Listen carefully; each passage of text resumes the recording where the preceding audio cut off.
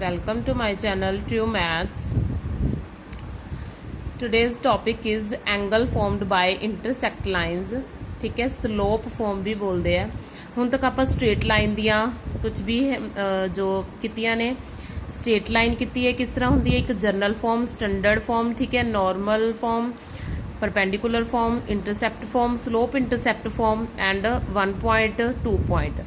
ये सब कुछ आप डिस्कस कर चुके हैं बच्चे। अज की वीडियो दे विच आपां डिस्कस करना है एंगल। हुण दो स्ट्रेट लाइन्स के विचकार जो है एंगल जो बनता है उसका की फॉर्मूला, की डराइवेशन, की कुछ होंदा है। So let's start. First of all एक डायग्राम है तुहाडे अगे, देखो एक x axis and y axis, ये आ वाला x axis and y axis आपां ड्रॉ किया होया है। इसनूं थोड़ा डार्क कर लो ताकि आपां नूं लाइन्स दे विच कन्फर्म हो जाए कि y axis and x axis किहड़ा है, ठीक है। जिथे पॉइंट मीट करते हैं x axis and y axis के कोऑर्डिनेट्स 0 0। तो हुण मैं 2 लाइन्स ड्रॉ कीतियां ने बच्चे। इत्थे एक तो L1, ये तुहानूं देखण दे विच पैरेलल लग रही होएगी, जरूरी नहीं है, तो वैसे ही इस तरह लग गई, किसी भी तरह बना सकते हो। स्ट्रेट लाइन चाहिए है, बस आपां नूं ये कंडीशन नहीं है कि ये वाई एक्सिस से पैरेलल होनी चाहिए है। शायद डायग्राम बना लगे नहीं, कई बार है ना पता चलता तो लग रही है बिल्कुल पैरेलल, बट कोई और नहीं, तुसी थोड़ी तिरछी भी लै सकते हो।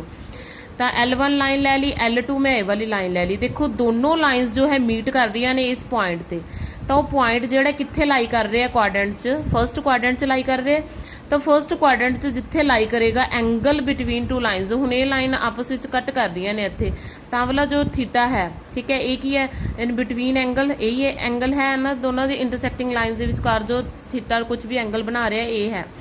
जो एक्स एक्सिस के नाल ये एंगल बना रही ने, जिस तरह α1 एक ही लै लिया आप α2, ठीक है, एक्स एक्सिस के नाल दोनों स्ट्रेट लाइन, क्योंकि अगर आप दोनों इत्थे पैरेलल्स या कुछ भी लेंदे वो अदर कंडीशनस दे विच है। अभी मैं कंडीशनस भी लिखिया हुई ने, जब आप इंटरसेक्टिंग लाइन्स की जो है स्ट्रेट लाइन्स की एंगल्स बारे ही डिस्कस करना है, ठीक है।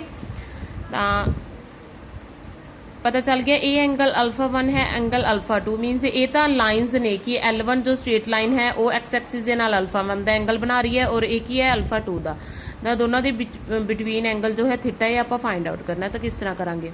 सब तो पहला तो देखो इंटीरियर वाली जो लाइन है, इको ही लाइन के उपर ये दोनों ही एंगल अंदर नूं, ये भी अंदर नूं बन रहा है, ये भी अंदर नूं है, एक तरह का तो अंदर नूं है। वैसे अगर देखा जाए तो जिवें आपां इस तरह क्रॉस की है तो वो जो भी एंगल जो इस तरह जां एवें बनता है तो कि अंदर नूं ही बन रहा है, इंटीरियर एंगल्स ने। सो आपां की है α1 एंगल कि इक्वल हो गया α2 प्लस थीटा के इक्वल लिख सकते हैं, ठीक है।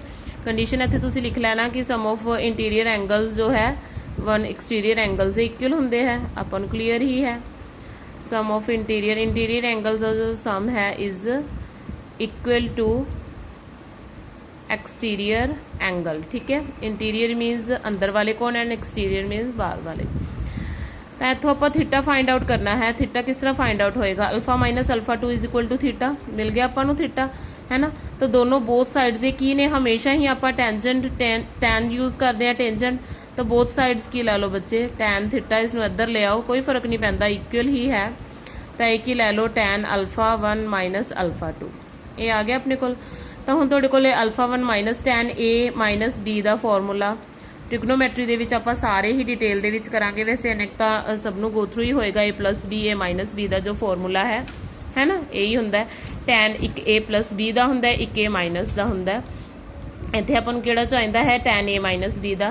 तो नोट डाउन कर लो बच्चे, इत्थे फॉर्मूला की है tan A minus tan B over 1 plus tan A into tan B। Clear, ठीक है, 1 plus tan A tan B। तो हुण इत्थे अपने कोल A एंड B की जगह ते, A एंड B की जगह ते किहड़े एंगल दिते हुए हैं? α1 एंड α2। तो आप पुट कर सकते हैं इत्थे, ठीक है। मैं डायरैक्ट फॉर्मूला ही लिखन चली हाँ जो कि आपको टैन थीटा के इक्वल चाहिए है, इसे ही इक्वल लिखन चली हाँ। Tan α1 minus tan α2 1 plus tan α1 into tan α2, ठीक है, मल्टीप्लाई दे विच है ये, एक ही हो गया अपने को फॉर्मूला हो गया। तो हुण एक ही चीज़ है टैन α माइनस β1 जो है अपने को फॉर्मूला बन गया। तो ये थीटा के इक्वल है टैन A माइनस B, तो थीटा की वैल्यू जो है आ गई सारी, ठीक है, थीटा आ गया, ठीक है। तो हुण इस थीटा का आप की कर सकते हैं, एक ही चीज़ है टैन α1। जो भी आपको पता है कि जो कोई भी एक्सिस है, देखो हुण इत्थे आ जाओ, हुण आ टेंजेंट है, एक्स एक्सिस ਦੇ ਨਾਲ ਆ ਕੋਈ ਲਾਈਨ ਜੋ ਹੈ ਟੈਂਜੈਂਟ ਹੈ, ਜੋ ਵੀ ਇੱਕ ਸਟ੍ਰੇਟ ਲਾਈਨ ਐਕਸ ਐਕਸਿਸ ਨੂੰ ਟੱਚ ਕਰਦੀ ਹੈ ਕਿਤੇ ਵੀ ਜਾਂ x ਨੂੰ y ਨੂੰ ਹਨਾ, ਤਾਂ ਉਹ ਕੀ ਹੁੰਦੀ ਹੈ, ਉਹਦੀ ਸਲੋਪ ਹੁੰਦੀ ਹੈ। ਯਾਨੀ ਕਿ ਉਹ tan alpha 1 ਜਦੋਂ ਬਣ ਜਾਂਦਾ ਉਹ ਕੀ ਬਣ ਜਾਂਦੀ ਹੈ, ਉਸਦੀ ਸਲੋਪ ਬਣ ਜਾਂਦੀ ਹੈ। ਠੀਕ ਹੈ, ਹੁਣ ਆ tan alpha 1 ਕੀ ਹੋਗੀ, ਤਾਂ ਇੱਥੇ 2 ਸਟ੍ਰੇਟ ਲਾਈਨ ਹੈ ਤਾਂ 2 ਸਲੋਪਸ ਹੋਣਗੀਆਂ, ਸਲੋਪ ਬਣ ਗਈ m1 ਸਲੋਪ। ਇਸ ਨੂੰ ਦੇ ਲਓ tan alpha 2, similarly alpha 2 angle ਬਣਾ ਰਹੀ ਹੈ ਦੂਸਰੀ ਟੈਂਜੈਂਟ ਜੋ ਕਿ x ਐਕਸਿਸ ਦੇ ਨਾਲ ਟੱਚ ਕਰ ਰਹੀ ਹੈ। ਠੀਕ ਹੈ, ਤਾਂ ਉਹ m2 ਹੋਗੀ 1 plus m1 into m2। ਤਾਂ ਆਪਣੇ ਕੋਲੇ tan ਥੀਟਾ ਦਾ ਜੋ ਫਾਰਮੂਲਾ ਹੈ ਨੀਚੇ ਦੇਖ ਲਓ ਬੱਚੇ, ਪੈਰਲਲਿਜ਼ਮ ਦੀ ਕੰਡੀਸ਼ਨ, ਇਹ ਕੋਈ ਗੱਲ ਨਹੀਂ, ਅਸੀਂ ਸਬ ਟੌਪਿਕਸ ਲਿਖੇ ਹੋਏ ਆ। ਹੁਣ ਆਪਣੇ ਕੋਲ ਇੱਧਰ ਕੀ ਸੀਗਾ, tan ਥੀਟਾ ਦੇਖੋ ਆਪਣੇ ਕੋਲ ਆ ਵਾਲਾ ਫਾਰਮੂਲਾ ਸੀ tan alpha 1 minus alpha 2, ਉਸ ਤੋਂ ਬਾਅਦ ਆਪਾਂ ਇਹ ਓਪਨ ਕੀਤਾ tan alpha 1 minus tan alpha 2 1 plus tan alpha 1 into tan alpha 2। ਠੀਕ ਹੈ, ਤਾਂ ਹੁਣ ਉਹਦੀ ਜਗ੍ਹਾ ਤੇ ਆਪਾਂ ਸਲੋਪਸ ਫਿਲ ਕੀਤੀਆਂ ਨੇ m1 minus m2 1 plus m1 minus m2।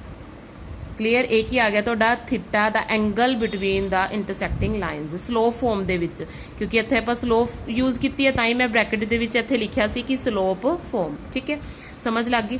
ਹੁਣ ਦੇਖੋ ਤੁਸੀਂ, ਅਗਰ ਹੁਣ ਇੱਥੇ ਥੀਟਾ ਹੈ, ਹੁਣ ਥੀਟਾ ਕੀ ਹੈ ਆਪਣੇ ਕੋਲੇ, ਫਸਟ ਇੱਥੇ ਤਾਂ ਫਸਟ ਕੁਆਡਰੈਂਟ ਦੇ ਵਿੱਚ ਲਾਈ ਕਰ ਰਿਹਾ, ਫਸਟ ਕੁਆਡਰੈਂਟ ਦੇ ਵਿੱਚ ਤਾਂ ਆਲ ਪੋਜ਼ਿਟਿਵ ਹੁੰਦੇ ਆ, ਤਾਂ ਕਰਕੇ ਐਂਗਲ ਕੀ ਆਪਣੇ ਕੋਲੇ ਪੋਜ਼ਿਟਿਵ ਹੀ ਆਏਗਾ, ਕੋਈ ਵੀ ਵੈਲਿਊ ਪੁੱਟ ਕਰੋ ਹਨਾ ਪੋਜ਼ਿਟਿਵ ਹੀ ਆਏਗਾ।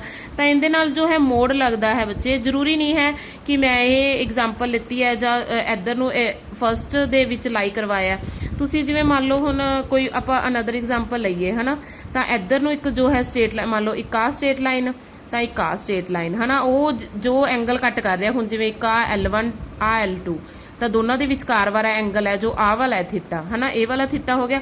ਤਾਂ ਇਹ ਸੈਕਿੰਡ ਕੁਆਡਰੈਂਟ ਦੇ ਵਿੱਚ ਲਾਈ ਕਰ ਰਿਹਾ, ਮੰਨ ਲਓ ਇੱਥੇ ਸੈਕਿੰਡ ਕੁਆਡਰੈਂਟ ਦੇ ਵਿੱਚ ਜੋ tan ਕੀ ਹੈ ਨੈਗੇਟਿਵ ਹੈ।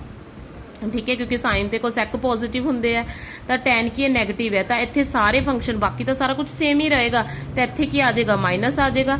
ਤਾਂ ਇਹ ਕੀ ਹੈ जो थीटा है, ठीक है, जो थीटा है थीटा लाइज करता है भी मतलब कितने भी लाइज कर सकते हैं, फर्स्ट क्वाड्रेंट सैकेंड क्वाड्रेंट, ये आप क्वाड्रेंट के अकॉर्डिंग चैक करना है। फिर उस बाद टेंजेंट देखनी है कि टेंजेंट कितने होंदा है ना। ਤਾਂ ਉਸ ਦੇ ਨਾਲ ਤੁਸੀਂ ਇਸ ਨੂੰ ਇਸ ਤਰ੍ਹਾਂ ਵੀ ਡਰਾਈਵ ਕਰ ਸਕਦੇ ਹੋ 5 ਮਾਈਨਸ ਪਾਈ ਮਾਈਨਸ ਅਲਫਾ 1 ਲੈ ਕੇ, ਕਿਉਂਕਿ ਫਸਟ ਕੁਆਡਰੈਂਟ ਜੋ ਆਪਣਾ ਹੁੰਦਾ ਮੈਂ ਅੱਗੇ ਵੀ ਕਈ ਵਾਰੀ ਦੱਸਿਆ 0 to 90 ਹੁੰਦਾ ਬੱਚੇ, ਇਹ ਕੀ ਹੁੰਦਾ 90 to 180 ਹੁੰਦਾ। ਠੀਕ ਹੈ, 180 ਦਾ ਜੋ ਰੇਡੀਅੰਟ ਫਾਰਮ ਹੈ ਉਸ ਨੂੰ ਆਪਾਂ ਪਾਈ ਵੀ ਬੋਲਦੇ ਹਾਂ, ਆਪਾਂ ਨੂੰ ਪਤਾ ਹੈ ਐਂਗਲ ਦੇ ਵਿੱਚ ਉਸ ਨੂੰ ਆਪਾਂ ਪਾਈ ਹੀ ਲਿਖਦੇ ਹਾਂ, ਹੈ ਨਾ। ਤਾਂ ਇਸ ਨਾਲ ਤੁਸੀਂ ਈਜ਼ੀ ਫਾਰਮੂਲੇ ਦੀ ਡਰਾਈਵੇਸ਼ਨ ਕਰਕੇ ਦੇਖੋ ਤਾਂ ਸੇਮ ਹੀ ਬਣੇਗਾ, ਬਸ ਇਹਦੇ ਅੱਗੇ ਕੀ ਆ ਜਾਏਗਾ ਮਾਈਨਸ ਆ ਜਾਏਗਾ, ਕੀ ਆ ਜਾਏਗਾ ਮਾਈਨਸ। ਤਾਂ ਕਰਕੇ ਜੋ ਪਲੱਸ ਮਾਈਨਸ ਮੀਨਸ ਇਹ ਦੋਨੋਂ ਫਾਰਮੂਲੇ ਆਪਣੇ ਪਲੱਸ ਮਾਈਨਸ ਦੇ ਅਕੋਰਡਿੰਗ ਹੀ ਚੱਲਣਗੇ। ਇੱਥੇ ਆਪਾਂ ਮੋਡ ਲੈਣੇ ਆ ਬਿਕੋਜ਼ ਥੀਟਾ ਕੀ ਹੈ ਆਪਣੇ ਕੋਲੇ, ਥੀਟਾ ਕੀ ਹੈ ਹਮੇਸ਼ਾ ਕੀ ਹੋਏਗਾ, ਕੋਈ ਐਕਿਊਟ ਐਂਗਲ ਹੋਏਗਾ।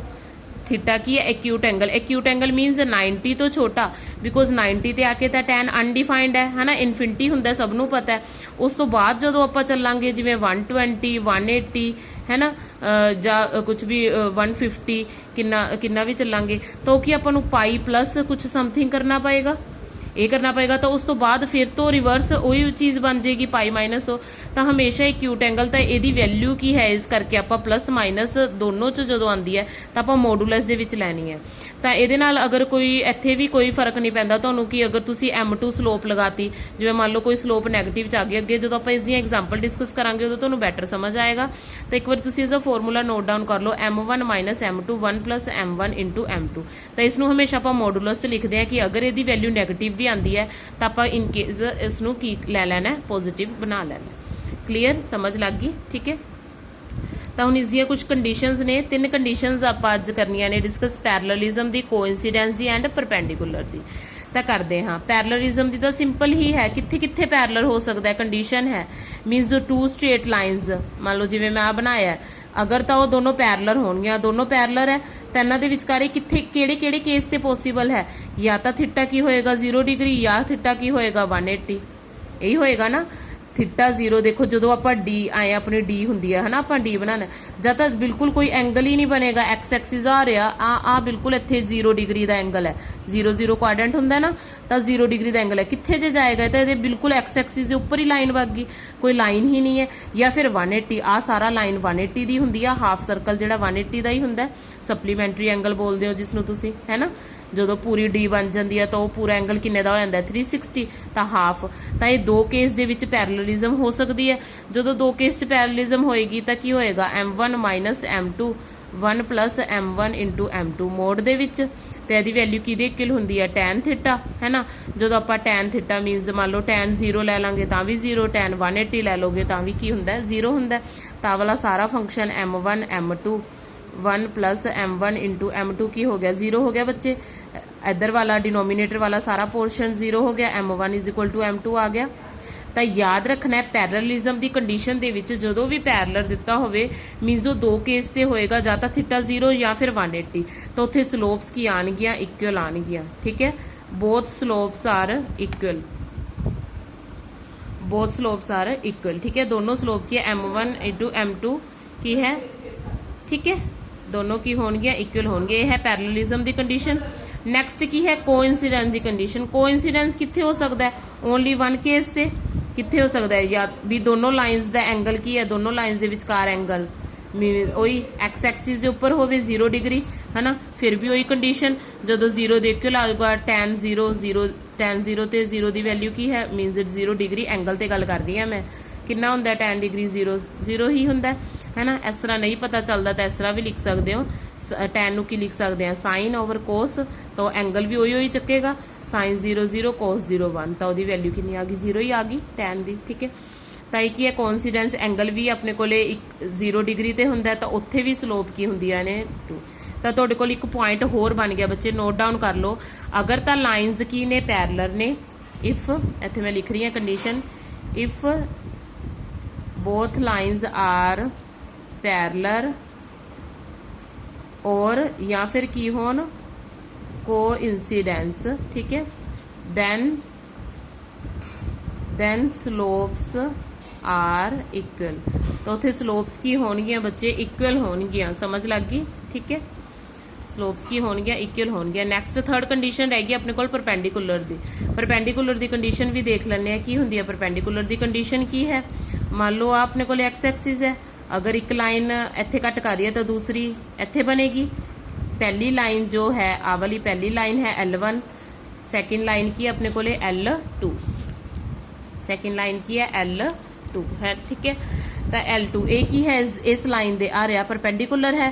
बिटवीन एंगल जो है बन रहा किन्ने दा, जो भी परपेंडिकुलर होंगी है तो ओबवियसली 90 डिग्री का एंगल बनेगा। ठीक है, तो tan 90 कितना होंदा है, अनडिफाइंड है tan 90, तो कोई गल नहीं, जो अपने को tan थीटा है फॉर्मूला तो ही है ना, m1 minus m2 1 plus m1 into m2। ठीक है, थोड़ा मैं रफ लैंग्वेज लिख रही हूँ, थोड़ा अज वीडियो शॉर्ट है बच्चे, इन्ना ही टॉपिक डिस्कस करांगे।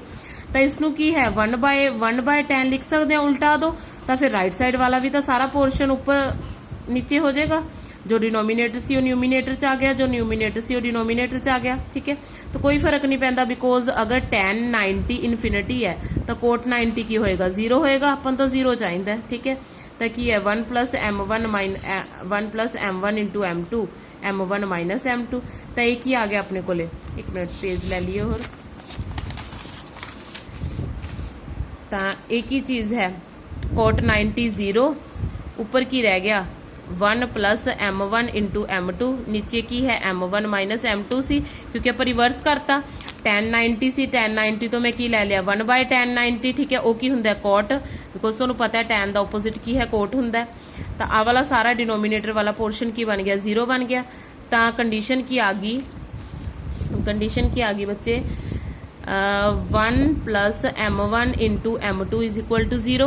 ठीक है, ये आ गई 1 is equal to m1 into m2, minus आ गया ये सारा, माइनस m1 इंटू m2।